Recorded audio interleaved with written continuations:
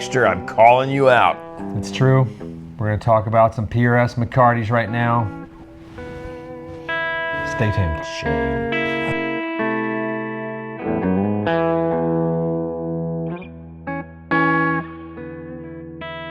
Hey, it's me, Baxter. And me, Jonathan. Jonathan used to be my friend. He's called me out. They found me squirreled away in the corner once again. It's the thing I do. So everyone knows me as a Fender Stratocaster guy, pretty much around these parts of the universe and world and this ecosphere of the solar system. I love Les Pauls. I love Stratocasters. I play a Telecaster every once in a while. I like Echo Parks and Castadosas. But my secret weapon tends to be a McCarty 594. I like the pretty colors. That's not it. Collect them all. No. It's a good, if you're going to have a secret weapon, it's a good one to have. It's a cool, so PRS makes a lot of guitars. They do. And it's not really that confusing, but there's a lot of guitars and they all do sort of different things. The McCarty 594 has been one that I've sort of settled on, that I play a lot. I love the DGTs, I love the special semi-hollows, but I always end up back at the 594. I don't know why, but maybe through this counseling session, we'll figure it out. I hope you enjoy the playing parts of it. I hope you stick around. If you have comments, concerns for my health and well-being, let me know. It's okay. But let's talk about the McCarty first and the history of this strange beast. So the master, Ted McCarty. Ted McCarty, not Paul McCartney. Which we've heard in the shop, which is one of our favorite things. The customer said that Paul McCartney designed the guitar, and we said yes. Because he was telling his family. He was telling his family, so we're like, yeah, absolutely. Tell me about Ted. Who's that guy? Who's Ted? From Gibson fame? Oh my God. Did he design anything else that was cool? No. And what guitar would that be? Maybe a Les Paul, I don't know. Okay, so the man behind the Les Paul, a lot of people don't know that. And it's something like we feel like, and I get you don't know, because it doesn't make sense. You're like, oh, Les Paul designed it. Well, sorta. Not really, Ted McCarty did. And so this is... He pushed for some things, but you forget it was his signature guitar. I know, it's like... The Gibson Les Paul model, you know? Ted's the man. So Paul called him up back in the late 80s when Paul had started this strange thing called PRS guitars. Because he was a hero of Paul's, obviously. Yes, he's sort of a hero of all guitar makers. Yes. Good point. And then they worked on this guitar, started working on guitar together, but I don't think Paul expected that. I think it was just sort of like fortuitous. You know, Ted was at the right point in his life. He's like, let me help this young whippersnapper out and get him started here. Came out. So let's get in the basics of the guitar. 22 frets, we know that. One of the little magic things is 24.594 scale length. So it's not the standard long fretboard that we're used to with some Stratocasters and other PRSs and whatnot. It's that Les Paul magic. If I remember right, that comes from they measured a bunch of actual like 59s, right? And then 58s and said, oh, here's how long they actually are, here's the scale length. So the 24.594, so if you're curious why this McCarty 594 is called that, there you go. We just spelled it. A lot of people don't know that. It's okay. I didn't know that for the longest time either. I was just like, cool name. It must be like a magical number for Paul. Which now you know. It's got the pattern vintage neck on it, which I would say is their largest neck carve. Yeah, it's my favorite though.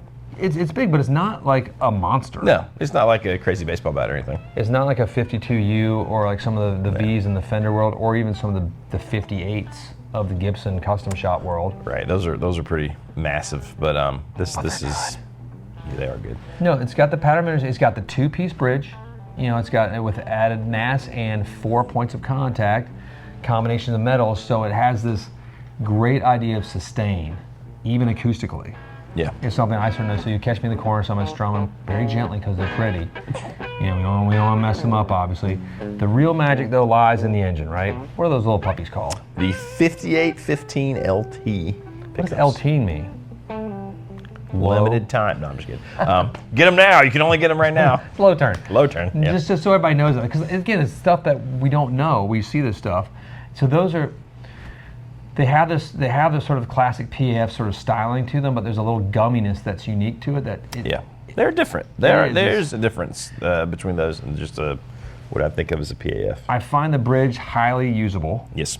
Where it doesn't get too ice picky at all. It doesn't get there. It has a mid-range push to it, but then the neck is where it really does have a boomy bass. And if you want to dance in the jazz world at all too, this is the way to go. Yeah. It's sort of shocking that you can get there with a guitar that looks like these guitars look. Obviously they're flame maple, gorgeous tone selected mahogany. That's the nut and bolts of the guitar. But like, what really makes this a guitar that I tend to sort of be drawn back to when I am a Strat guy or a Les Paul guy? It lives in a different universe. It definitely does. You know, it seems like it's trying to capture what the Les Paul is doing, but it has its own thing entirely. Similar to what the Silver Sky does as a Strat, this kind of has its own thing, which I find more usable for my means and needs. Well, and then, you know, that you can endlessly argue, and people do, about this. But, you know, even though it's in that universe, it's perfect, right? The intonation's right. There's no notes that are like bum notes or like, you know, where anything sort of gets wonky or maybe you have to work around. And people talk about Les Pauls, you fight with them a little bit. I don't feel like that's there with the 594. No, the fight is sort of, that's something like, and that's a love it or hate. Some people want the fight. Yep. You know, even when like we read about Keith Urban like working on the guitar, he's like, I want to add some of that fight into my sort of style that PRS is going to do, because they're too smooth, they're too perfect. I don't look at that as a detriment.